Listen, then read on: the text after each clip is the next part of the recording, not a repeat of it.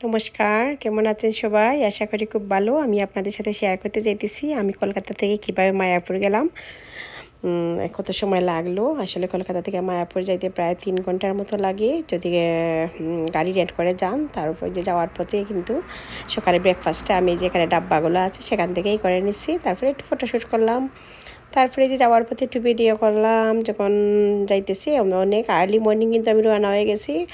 Early morning রওনা হলে আপনাদের আর ব্যাগ পাইতে হবে না, রাস্তাঘাট কিন্তু একদমই ফাঁকা থাকে, তাড়াতাড়ি যাওয়া যায়। তারপরে এই যে আর একটু ভিডিও করলাম, একদম অলমোস্ট পৌঁছে গেছি মায়াপুরে, আর বেশিক্ষণ লাগবে না। আপনারা চাইলে ট্রেনেও যেতে পারেন।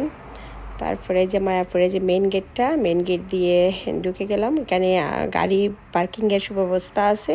ইচ্ছা করলে আপনারা গাড়ি 1 দিন 2 দিনও রাখতে পারেন। 150 না 200 রুপি করে পার ডে মনে হয় আমার, আমি একদম শিওর না, এইরকমই পড়বে। তারপরে আবার এখানে ভিতর থেকে কিন্তু অটো করেও আপনারা ভিতরে যে মন্দিরে যাইতে পারেন। আপনারা যে জায়গাতে থাকবেন, যদি থাকেন ভিতরে, তাই এরকম অনেকগুলো ভবন আছে কিন্তু থাকার জন্য। আমি যে প্রথম ভবনটা যেটা পড়ছি সেটা হলো কি নামট্ট ভবন, একদমই হাতে ঢোকার পরে হাতের লেফট সাইডে দিয়ে এই ভবনটাই প্রথমে পড়ে। অনেকগুলা কিন্তু আছে, একদম 5 স্টার হোটেলের মতো থাকতে চাইলে সেই রকমও সুব্যবস্থা আছে। তারপরে এই যে চলে যাইতেছি আমি যেখানে থাকবো সেইখানে। খুব বেশি দূরে ছিল না একদম। আমি চাইছিলাম যে আমি একটু মন্দিরের পাশেই থাকবো, তাহলে সকালের আরতিটা আমি দেখতে পারবো। তারপরে যে যাওয়ার পথে কিন্তু যে গিফট শপটা পড়ে কাছাকাছি। তারপরে মহাপ্রসাদ, এখানে যদি কেউ প্রসাদ কিনে নিতে চান, বাড়িতে নিতে চান, তাও কিন্তু নিতে পারবেন। তারপরে যদি কেউ একদম স্বল্প মূল্যে থাকতে চান, এখানে ধর্মশালাও আছে, যে নিতাই গৌড় ধর্মশালা, এখানে কিন্তু একদম স্বল্প মূল্যে থাকতে পারবেন। তারপরে যে আমি আমার রুমে চলে আসলাম। রুমে চলে এসে ফ্রেশ হয়ে তারপরে আমি প্রথমে আগে আমি ঠাকুর দর্শন করে তারপরে আমি যে বিভিন্ন যে মন্দিরগুলো আছে আমি দেখতে যাব। আর এখানে কিন্তু ক্যামেরা নিয়ে ঢোকা যায় না, একদমই ট্রাই করে আমি পারি নাই ক্যামেরা, একদমই কলকাতা ইন্ডিয়ার যে কোনো মন্দিরে কিন্তু ক্যামেরা নিয়ে ঢুকতে পারবেন না। তারপরে যাওয়ার পথে যেগুলো মন্দিরগুলো পড়ছিল এগুলো একটু ভিডিও করছি আমি আপনাদেরকে দেখানোর জন্য। তারপরে ঠাকুর দর্শন করে চলে আসলাম বাইরে। আর যে নতুন মন্দিরটা হইতেছে সেইটা আপনাদেরকে আমি দেখাবো। আর আসলে কিন্তু 20 মিনিটে আধা ঘন্টায় কিন্তু 1 ঘন্টায় দেখানো শেষ করা যাবে না, এই মন্দির এত বড়। তারপরে আমি মন্দিরে আবার যে নৃসিংহদেবের একটু প্রদীপ দেখাবো, এর জন্য প্রদীপ নিয়ে ভিতরে যাইতেছি, যেহেতু ভিতরে ভিডিও করা যায় না, উনি আমার বাইরে থেকে একটু ভিডিও করছে। তারপরে যে গুরুদেবের যে মূর্তিটা এখানে মন্দির থেকে একদম বেরোয় কিন্তু সেইটা। তারপরে এখন যাব কিন্তু আমি নতুন মন্দিরে। প্রথমে আমি ডোনেশন যেখানে করা হয় সেইখানে যাব। আপনারা যদি কেউ ডোনেশন করতে চান, কারণ এই নতুন মন্দির তৈরি করতে কিন্তু অনেক টাকার দরকার, আর সবাই মিলেই এটা করতেছে। আর আপনি যদি এখানে ডোনেশন করেন, যেখানে আপনি ধরেন 7,000 রুপি যদি ডোনেশন করেন, আপনি যেখানে দাঁড়াইবেন কিন্তু মন্দিরে, সেই জায়গাটা কিন্তু একদমই আপনার হয়ে যাবে। মানে আপনি যেখানে দাঁড়াইয়া প্রণাম করবেন সেই জায়গাটা আপনার হয়ে যাবে। অতএব যদি ডোনেশন করতে চান করতে পারেন ইসকনের সাথে যোগাযোগ করে ইন্ডিয়াতে। আর যে মন্দিরটা একদম যখন পরিপূর্ণভাবে হয়ে যাবে তখন কিন্তু এইরকমই মন্দিরটা দেখতে হবে। তারপরে যে ভিতরে অনেক গরম ছিল, সবাই একটু ছায়া খুঁজতেছে।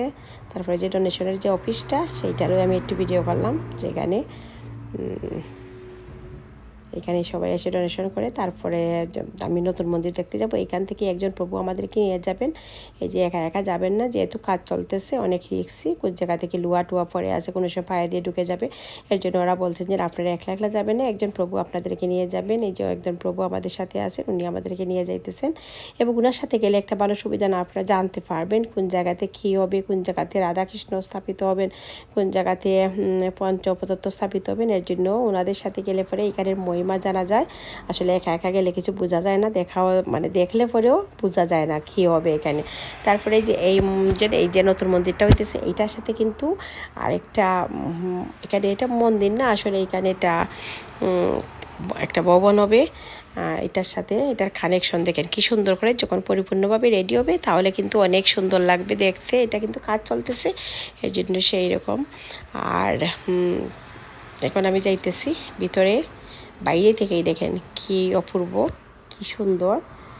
আর যখন এটা পুরো মানে পূর্ণাঙ্গভাবে এটা রেডি হবে তখন কীরকম লাগবে। আর এটা কিন্তু রেডি হতে আরও প্রায় 2 বছরের মতন, 2 থেকে 1.5 বছর লাগবে। তারা আশা করতেছেন যে জানুয়ারির 26 জানুয়ারিতে উদ্বোধন করার কথা। তারপরে চলতে মানে একদম 100% শিওর না, আশা করতেছেন। তারপরে ভিতরে ঢুকে গেলাম, এই যে কাজ চলতেছে। সবাই একটু মনোযোগ সহকারে শ্রবণ করবেন। যারা খালি পায়ে আসছেন অবশ্যই নিচের দিকে দেখে হাঁটবেন, যাতে আপনাদের পায়ে কিছু লেগে না যায়। মন্দিরে এখন কাজ চলছে, দয়া করে কেউ মন্দিরের উপরে ওঠার চেষ্টা করবেন না। অনেক উপরে কাজ চলছে, 350 ফুট উপরে। কেউ এদিক ওদিক যাবেন না এবং মন্দিরের উপরে কেউ ওঠার চেষ্টা করবেন না। আমাদের সামনে নৃসিংহ ভগবানের যে মন্দির আপনারা দেখতে পাচ্ছেন, কেউ ভেতরে প্রবেশ করবেন না, ওর ভেতরেও কাজ চলছে, দূর থেকে আমাদের দর্শন করতে হবে। আর মেন গেটের সামনে 2 দিকে সিঁড়ি আছে, দক্ষিণ দিকে, ওখানে কেউ সিঁড়ি দিয়ে নিচে নামবেন না। আমরা যে রাস্তা দিয়ে এলাম এটা দিয়ে নামতে হবে, বুঝতে পারছেন? হরে কৃষ্ণ। দয়া করে কেউ এদিক ওদিক যাবেন না, বিপদ ঘটতে পারে, অনেক উপরে কাজ চলছে। তাই আপনারা একটু নিচের দিকে দেখে সামনে এগিয়ে আসুন। হরে কৃষ্ণ। এই হচ্ছে নরসিংহদেবের সিংহাসন, এখানে দাঁড়ান। নৃসিংহদেবের সিংহাসন দর্শন করুন। বলুন জয় সর্ববিঘ্ন বিনাশকারী নৃসিংহদেব ভগবান কি, জয় ভক্তরাজ প্রহ্লাদ মহারাজ কি, মায়াপুর নবদ্বীপ ধাম কি, জয় জগৎগুরু শিল প্রভুপাদ কি, নিতাই গৌর প্রেমানন্দে। হরি হরি। এই হচ্ছে নৃসিংহদেবের সিংহাসন। পুরনো মন্দির থেকে ভগবান নৃসিংহদেব নতুন মন্দিরে শিফট হয়ে যাবেন। চেষ্টা চলছে 2026 সালের জানুয়ারি মাসে ওপেনিং হবে। আর ফার্স্ট ফ্লোরে নৃসিংহদেবের এক্সিবিশন তৈরি হবে। প্রহ্লাদ মহারাজের সঙ্গে যে যত লীলা রয়েছে, নরসিংহ ভগবানের যে সমস্ত লীলা রয়েছে ভাগবতমে বর্ণনা করা আছে, সেগুলো আপনারা এখানে 3D পিকচারের মাধ্যমে দর্শন করতে পারবেন। ফার্স্ট ফ্লোরে এক্সিবিশন। সেকেন্ড ফ্লোরে প্রত্যেকটা যে পিলার দেখছেন, প্রত্যেকটি পিলারের উপরে মুখ্য মুখ্য দেবদেবী দাঁড়িয়ে থাকবেন। যেমন ব্রহ্মাজি, শিবজি, মনু মহারাজ, নন্দ, সুনন্দ, লক্ষ্মী দেবী, গরুর দেব, ইন্দ্রদেব, সমস্ত দেবতাগণ উপর থেকে দাঁড়িয়ে প্রার্থনা করছেন ভগবান নৃসিংহদেবকে সন্তুষ্ট করার জন্য। সেই লীলা আপনারা এখানে দেখতে পাবেন। যখন তিনি হিরণ্যকশিপুরকে বধ করেছিলেন, ভগবান নৃসিংহদেব তো খুব প্রভাবিত ছিলেন, খুব রেগে গিয়েছিলেন। তো ওনাকে সন্তুষ্ট করার জন্য উপর থেকে দেবতারা প্রার্থনা করছিলেন, স্তব স্তুতি করছিলেন। সেই লীলা আপনারা এখানে দেখতে পাবেন, খুব সুন্দরভাবে বর্ণনা করা হবে। আর এই নৃসিংহ মন্দিরের ভেতরে যে মার্বেলগুলি দেখছেন, এই সাদা মার্বেলগুলি আসছে ভিয়েতনাম থেকে, বিদেশ থেকে। এই মার্বেল কখনো গরম হয় না, সবসময় নর্মাল টেম্পারেচারে থাকে, নর্মাল। আর এই যে গ্রিন কালারের যে মার্বেলটি দেখছেন, এটি ব্রাজিল থেকে আসছে, বিদেশ থেকে। হালকা যে রেড কালারের মার্বেল দেখছেন, ওটি ইটালি থেকে আসছে। আমাদের ভারতের গ্রানাইট, স্পেন, সাউথ আমেরিকা, আরো বিভিন্ন জায়গা থেকে এই মার্বেলগুলি নিয়ে আসা হচ্ছে। হরে কৃষ্ণ। বলুন জয় ভক্তবৎসল ভগবান। তারপরে যে আবার যাইতেছি যেখানে রাধাকৃষ্ণজির মূর্তি স্থাপনা করা হবে সেইখানে। হরে কৃষ্ণ। সবাই এদিকে সামনে এগিয়ে আসুন, এখানে দাঁড়ান, এই ব্র্যাকেটের সামনে সামনে দাঁড়িয়ে যান, এদিকে যাবেন না।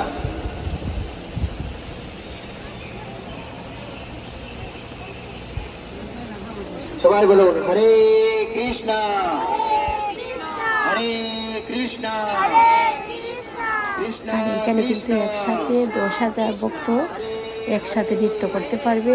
মানে এত বড় মন্দির, সবচেয়ে বড় বলা হয়েছে ওয়ার্ল্ডের সবচেয়ে বড় মন্দির এই মায়াপুরের শ্রীধাম।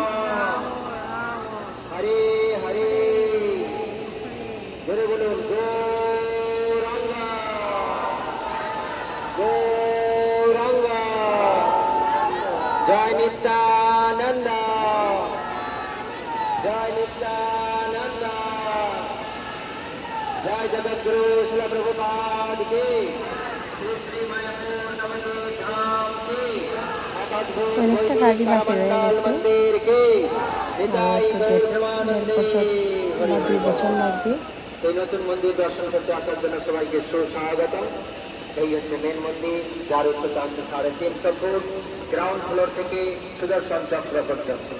বাইরের থেকে যে 3টা তোড়া দেখতে পাওয়া যায়, পূর্ব দিকে রয়েছে নৃসিংহ ভগবানের মন্দির, আমরা এখন দেখে এলাম। এইটা হচ্ছে মেন মন্দির। ওয়েস্টার্ন সাইডে আর একটা ডোম রয়েছে, মন্দির রয়েছে পশ্চিম দিকে ভজন কুটিরের দিকে। ওখানে থিয়েটার ডোম তৈরি হবে, থিয়েটারের মাধ্যমে সমস্ত সৃষ্টি তত্ত্ব দেখানো হবে ওয়েস্টার্ন সাইড। আমরা যেখানে দাঁড়িয়ে রয়েছে মেন মন্দিরের ভেতরে দেখুন 3টি সিংহাসন। বাঁদিক থেকে যে প্রথম সিংহাসন দেখছেন ওখানে গুরু পরম্পরা বৈষ্ণব আচার্যগণকে স্থাপনা করা হবে, ষোড় গোস্বামীগণ। মাঝখানে থাকবে মহাপ্রভু পঞ্চতত্ত্ব, শ্রী চৈতন্য মহাপ্রভু, নিত্যানন্দ যদি কেউ প্রভু, যান অদ্বৈত ইন্ডিয়া আচার্য বেড়াইতে, ঠাকুর, কলকাতাতে যদি যান গদাধর আর সময় সুভাষ আসবেন, ঠাকুরজিকে মাঝখানে মন্দিরটা দেখে স্থাপনা করা আসবেন, হবে। দেখবেন ডান খুবই দিকে ভালো রাইট লাগবে। সাইড শ্রী শ্রী রাধা মাধব অষ্টসখীজিকে স্থাপনা করা হবে। ডান দিকে রাধা মাধব অষ্টসখী।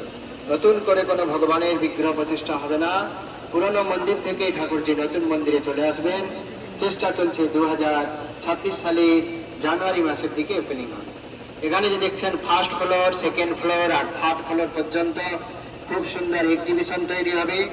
বৃহৎ ভাগবতমে যে গোপ কুমারীর লীলা বর্ণনা করা আছে, গোপ কুমার, এই গোপ কুমারীর সমস্ত লীলা আপনারা এখানে 3D পিকচারের মাধ্যমে ঘুরে ঘুরে দর্শন করতে পারবেন। খুব সুন্দর এক্সিবিশন তৈরি হবে ফার্স্ট, সেকেন্ড, থার্ড ফ্লোর পর্যন্ত।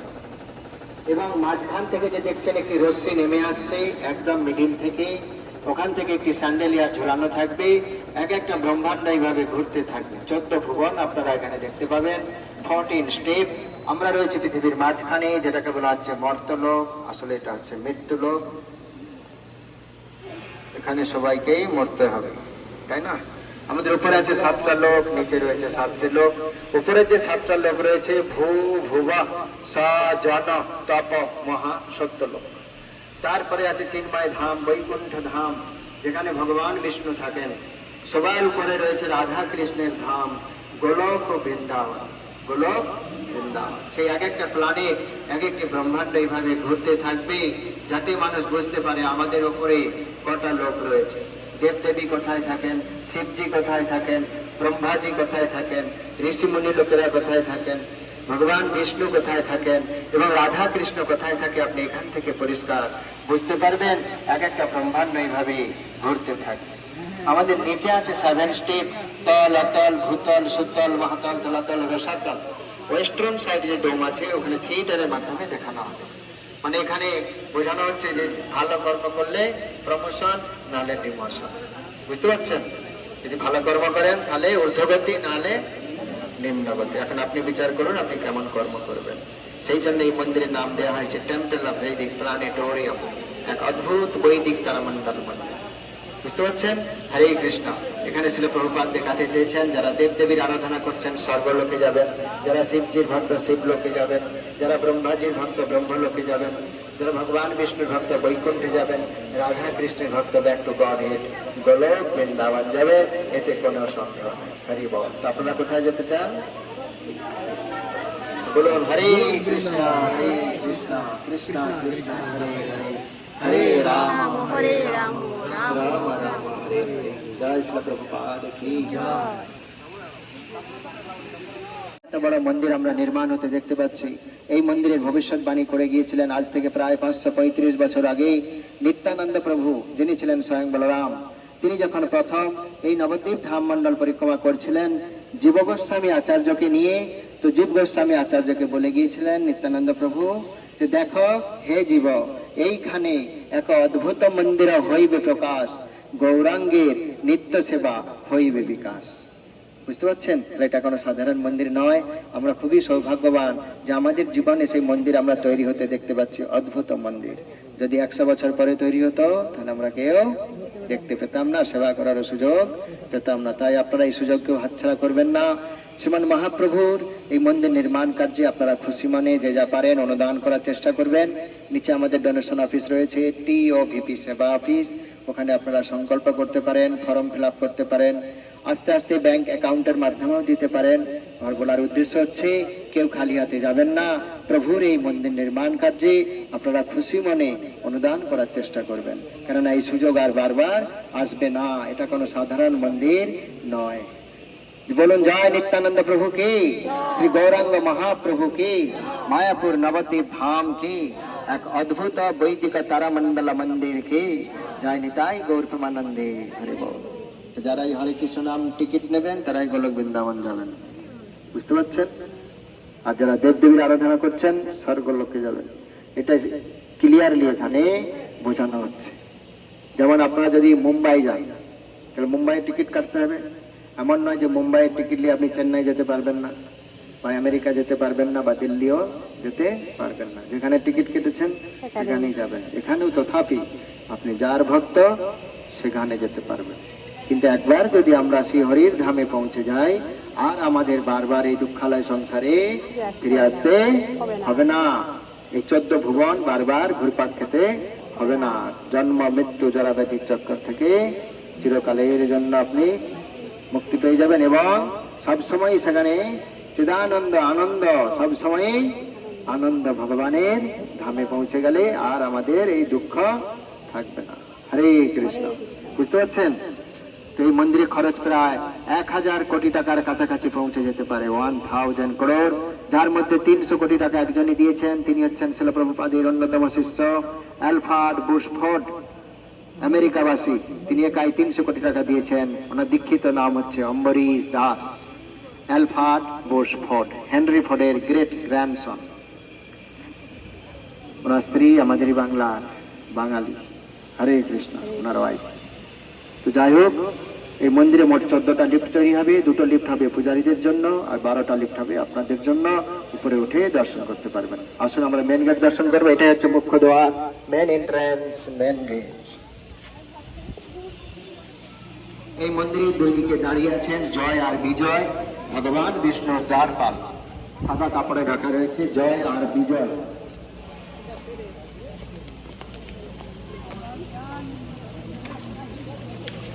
এইদিকে রয়েছে জয় আর ওইদিকে রয়েছে বিজয়। আর এই যে মায়াপুর মন্দির কিন্তু একদিনে দেখে শেষ করার মতন না, গেলে অবশ্যই কয়েকদিন সময় নিয়ে যাওয়া দরকার। আসলে আমাদের তো টাইম থাকে না, আমরা একদিন যাই, তারপরও একদিন থাকলে এখান থেকে 700 মিটার লম্বা জলঙ্গি নদী পর্যন্ত বড় বড় পার্ক আর গার্ডেন তৈরি হবে। দেখছি এই নদীর উপর দিয়ে দেখা সম্ভব হয় নাই। যারা কৃষ্ণনগর হয়ে আসবেন, আর এটা আমার পার্ট 1 ভিডিও, সেকেন্ড এদিকে হবে এন্ট্রি গেট, এদিকে হবে এক্সিট গেট। করবো। এখান থেকে 700 মিটার খুব সুন্দর পার্ক আর গার্ডেন তৈরি হবে। এই যে দেয়ালে যে সাদা মার্বেল গুলি দেখছেন, এগুলি ভিয়েতনাম বিদেশ থেকে পাঠানো হয় না। স্কুলের সাথে যোগাযোগ করে এটা আসলে আর সুযোগ আসবে না বারবার। এটা একটা বড় সুযোগ। ধোলপুরি স্যান্ডস্টোন বলা হয়। হালকা যে রেড ব্রাউন মার্বেল দেখুন দেয়ালের নিচে লাগানো রয়েছে, নিচে দেয়ালের নিচে ডান দিকে, ওটা ফ্রান্স থেকে আসছে, ইউরোপ। এই মন্দিরের উপরে যে আমরা ব্লু কালার দেখতে পাই, ব্লু টাইলস, ওটা নিটকো কোম্পানি, ভারতবর্ষ। তো এই মন্দিরে কোথাও কালার বা পেন্ট হবে না, সব জায়গায় মার্বেল দিয়ে মন্দিরটি নির্মাণ। এই মন্দিরের দুই দিকে দুটো করে পশ্চিম দিক ব্যাঘ্রদ্বার, উত্তর দিক হয় অশ্বদ্বার, দক্ষিণ দিক হয় হস্তি দ্বার। এই মন্দিরের যে দক্ষিণ দিক, সেটাকে বলা হয় হস্তি দ্বার। বিল্ডিং বানানো নেই এরকম। পূর্ব দিক হচ্ছে সিংহদ্বার, পশ্চিম দিক ব্যাঘ্রদ্বার, ব্যাঘ্র মানে টাইগার, উত্তর দিক হচ্ছে অশ্বদ্বার মানে ঘোড়া, দক্ষিণ দিক হচ্ছে হস্তি দ্বার। আমাদের মন্দিরের গেট দক্ষিণ দিক, তাই দুই দিকে দুটো করে 4টে হাতি দাঁড়িয়ে ছবি তুলে নেন। এরপরে আমরা আস্তে আস্তে নিচে নেমে যাব। যদি কারো মানে কোনো প্রশ্ন থাকে জিজ্ঞাসা করতে পারেন। যেটা দিয়ে এলাম ওটা দিয়ে নামতে হবে। ভালো থাকবেন সবাই, ভিডিওটা দেখবেন প্লিজ।